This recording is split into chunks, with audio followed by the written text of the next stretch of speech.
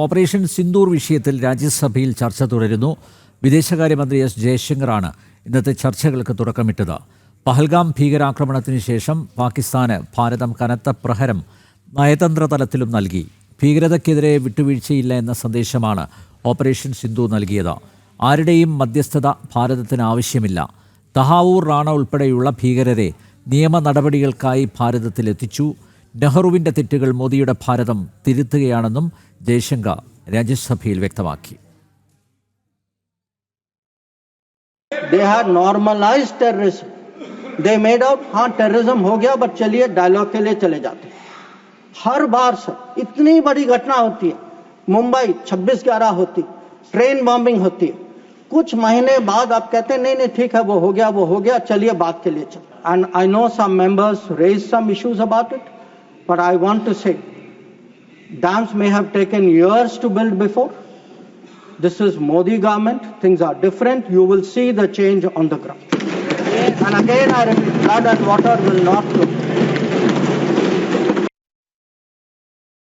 വിശദാംശങ്ങളുമായി ജിഷ്ണു കൃഷ്ണൻ ചേരുന്നു ഡൽഹിയിൽ നിന്നും. ജിഷ്ണു, ഓപ്പറേഷൻ സിന്ദൂറിൻ്റെ നയതന്ത്ര തലങ്ങളല്ലേ ഇന്ന് കേന്ദ്ര വിദേശകാര്യമന്ത്രി എസ് ജയശങ്കർ രാജ്യസഭയിൽ വിശദമായി വ്യക്തമാക്കിയത്?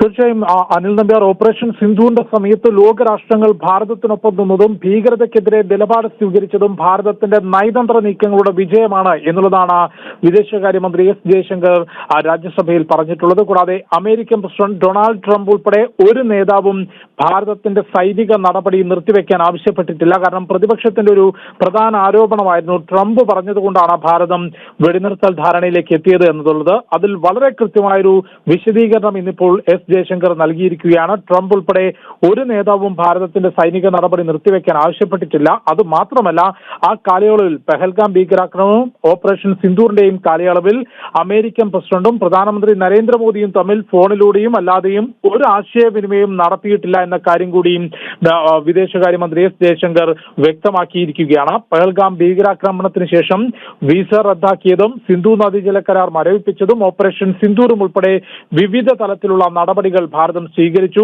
ബഹവൽപൂർ ഉൾപ്പെടെ ഭീകര കേന്ദ്രങ്ങൾ അടിച്ചു തകർത്തു. പാകിസ്ഥാന്റെ വ്യോമതാവളങ്ങൾ തകർത്തു. അത്തരത്തിൽ ഭീകരതയ്ക്കെതിരെ കനത്ത തിരിച്ചടി ഉണ്ടാകുമെന്ന സന്ദേശം ഭാരതം നൽകിയിട്ടുണ്ട്. എന്നാൽ മുൻപ് കോൺഗ്രസ് ഭരണത്തിൽ ഏത് ഭീകരാക്രമണം ഉണ്ടാകുമ്പോഴും, മുംബൈ ഭീകരാക്രമണം ഉൾപ്പെടെ ഗുരുതരമായിട്ടുള്ള അക്രമങ്ങൾ ഉണ്ടായപ്പോൾ പോലും ഭീകരാക്രമണം കഴിഞ്ഞു, ഇനി ചർച്ച നടത്താമെന്ന നിലപാടായിരുന്നു കോൺഗ്രസ് സ്വീകരിച്ചത്. കോൺഗ്രസ് ഭരണത്തിൽ ഭീകരതയ്ക്ക് തിരിച്ചടി നൽകില്ല എന്നൊരു പൊതുധാരണ ലോകത്തിന് മുഴുവൻ ഉണ്ടായിരുന്നു. എന്നാൽ കാലം മാറി. ഇത് പുതിയ ഭാരതമാണ്, മോദിയുടെ ഭാരതമാണ്. ഭീകരതയ്ക്ക് കനത്ത തിരിച്ചടി ഉണ്ടാകും. രാജ്യത്തിനെതിരെ ഉയരുന്ന ഒരു ചോദ്യവും മറുപടി നൽകാതെ വിട്ടുപോകില്ല എന്നുള്ളതാണ് എസ് ജയശങ്കർ വ്യക്തമാക്കിയിട്ടുള്ളത്. കൂടാതെ നെഹ്റുവിന്റെ തെറ്റുകൾ പോലും മോദിയുടെ ഭാരതം തിരുത്തി വരികയാണ്. രക്തവും വെള്ളവും ഒരുമിച്ചൊഴുകാനാകില്ല എന്ന് ഭാരതം തെളിയിച്ചു. തഹാവൂർ റാണ ഉൾപ്പെടെയുള്ള ഭീകരരെ ഭാരതത്തിലേക്ക് എത്തിച്ച് നിയമ നടപടികൾ സ്വീകരിക്കാൻ സാധിച്ചത് ഭാരതത്തിന്റെ നയതന്ത്ര വിജയമാണ്. അറബ് രാജ്യങ്ങളെയും യൂറോപ്യൻ യൂണിയനും റഷ്യയും ഉൾപ്പെടെയുള്ള ലോകരാജ്യങ്ങൾ ഭീകരതയ്ക്കെതിരെ നിലപാട് സ്വീകരിച്ചതും UN സുരക്ഷാ സമിതി പഹൽഗാം ഭീകരാക്രമണത്തിൽ പ്രസ്താവന ഇറക്കിയതും ഭാരതത്തിന്റെ വിജയമാണെന്ന് അദ്ദേഹം കൂട്ടിച്ചേർത്തു. രാജ്യസഭയിൽ ചർച്ച തുടരുകയാണ്. 3 മണിക്ക് കേന്ദ്രമന്ത്രി JP നദ്ദ സംസാരിക്കും. ചർച്ചകൾക്കൊടുവിൽ പ്രധാനമന്ത്രി നരേന്ദ്രമോദിയുടെ മറുപടി പ്രസംഗമുണ്ടാകും. അനിൽ നമ്പ്യാർ.